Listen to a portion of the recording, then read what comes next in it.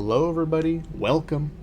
I'm No02 and thank you for watching this video. I'm going to be answering a question for you, something that I've been hearing a lot, seeing a lot in other people's streams and things like that, listening to streamers' opinions about, and of course, that question is, are some of these upgrades worth it? Some of you might be feeling partway through these sort of later game upgrades, right? We're about 75% of the way done with my K-Marks generator upgrades here. Is it really worth it to get these upgrades, right? This is little value over time.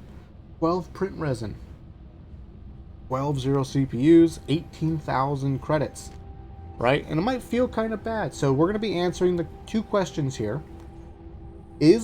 Are these upgrades worth it monetarily, right? Value over time for the immediate value of these items. We can calculate that rather easily. Secondly, is it really worth the time? Or in this particular instance, is it really worth giving up items that are so desperately needed for high-level crafts? Because print resin is used for lots of crafting at the crafting station, and 0 CPUs are used for crafting blue armor. Right, and so farming these items for some of us might be rather painful or difficult. Thirdly, as a bonus, check the timestamps. I have a maxed out supply crate, so just for fun, I'm going to be showing you guys what a maxed out supply crate looks like. I'm even going to be clamming it, and you guys can see the items for yourself. Because I actually think the supply crate overall got a nice little buff. I think its value is going to be quite good, especially if you get it upgraded fast. So, K-Marks generator rate. I have 14 upgrades. This is for 15th upgrade. We're going from 14 to 15. This is for the 15th upgrade. 18,000 K-Marks, 12 print resin, 12 0 system CPUs. I'm not going to be calculating the value of that script. Who cares? It's pennies. It's pennies.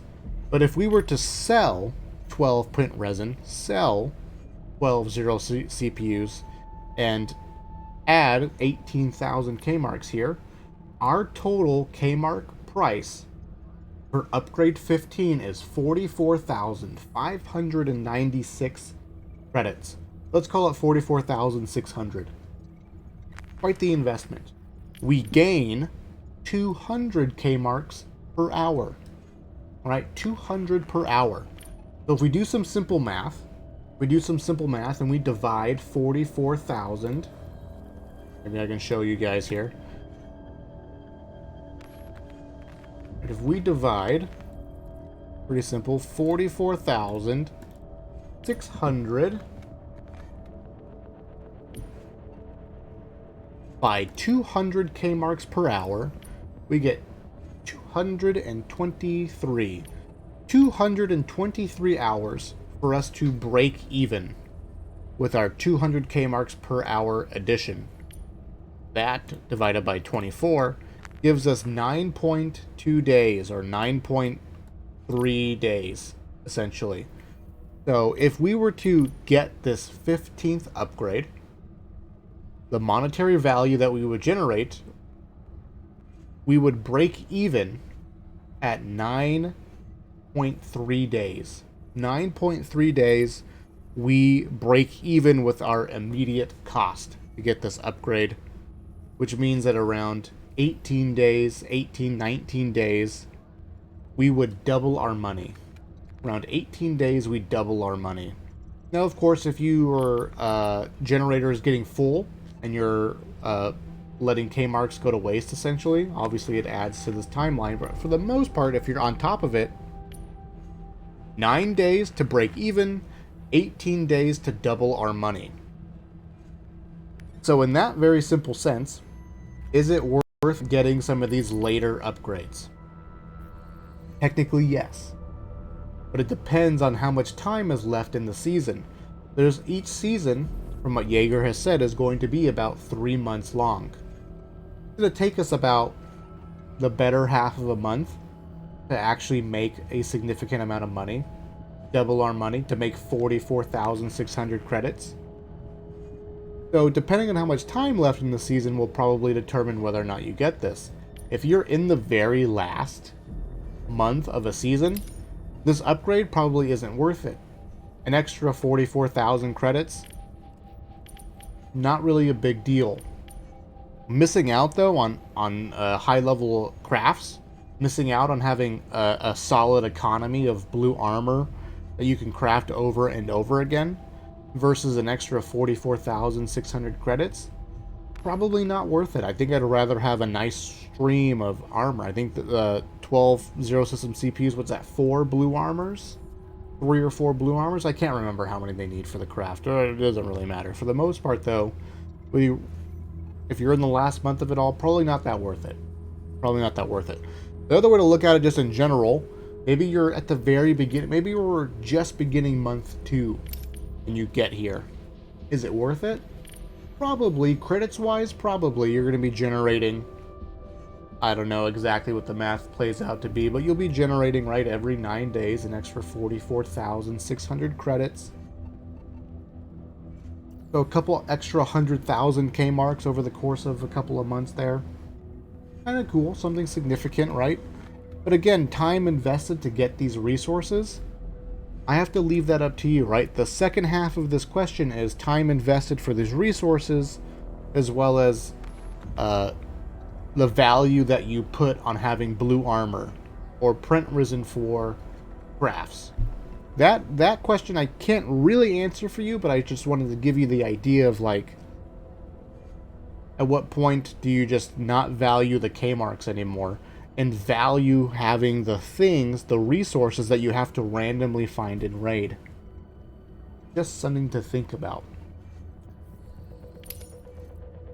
Now, when it comes to Aurum versus K marks, I think it's a little bit more worth it simply because the Aurum doesn't reset from season to season. So being able to bust out as much Aurum as possible, especially for someone who, like me, who's going to be focusing on being a free-to-play player and sort of just experiencing what that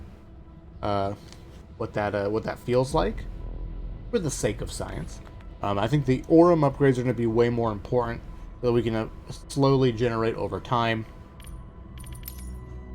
But that's about it, right? Monetarily, technically, yes, if you have 18 days or more than 9 days, you're technically generating extra value.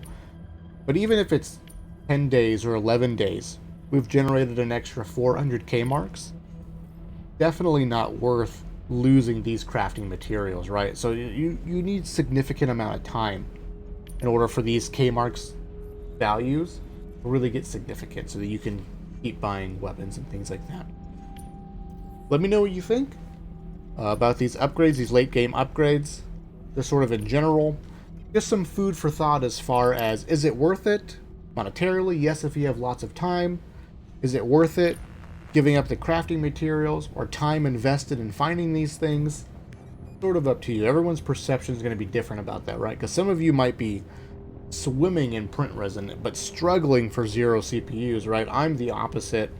Everyone's RNG is different as far as what they find and how easily they perceive it to be found in the first place. I mean, that will change over time as you play the game as well. So, as I promised, a little teaser here at the end.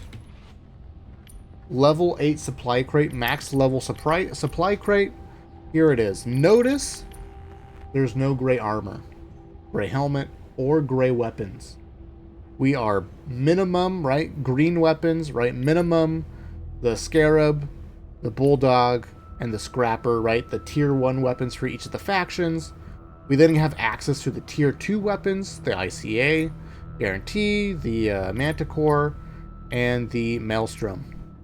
For Osiris, though, we also get access to the 3rd tier weapon, the Lancer, and the Lacerator, the tier 3 weapon for ICA. But we don't get access to the tier 3 weapon, the Longshot, for Korolev. Access to green armor and bags, access to blue armor and bags, as well as the pink armor and bags, and blue meds. Kind of interesting. Now, there is a bug right now that's going to be fixed in the next update. Or maybe when I publish this video, the update's been done, but there has been a bug where this is what you're supposed to get, or have the opportunity to get, but then you still get gray armor and gray weapons anyways. That bug, if should be fixed in a recent patch or has already been fixed. But kind of cool. Let's see what we get here. Nice. Purple shield, epic shield, green black, bulldog 5, blue stems. Not too shabby. Every 24 hours, you're getting basically a free kit, a gun, and some meds. That's essentially what this typically looks like here. Every once in a while, you'll get like 4 bags, and you're like, but yeah, that's a level 8 supply crate. Right on the topic of value, right? The K marks, right? We talked about that. The Aurum, a little more valuable because it lasts over time. The supply crate, though, I think is kind of cool.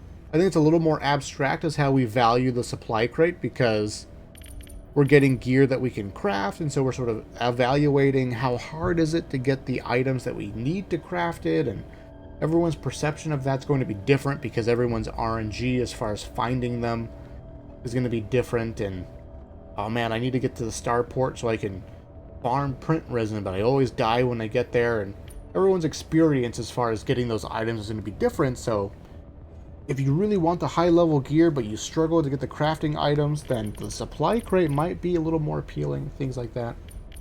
But kind of cool. That's actually the first pink armor that I've gotten from the supply crate, and I've had this for quite some time, so obviously the odds for the pink armor, not very good. Most of the time it's green, but every once in a while you get a little surprise.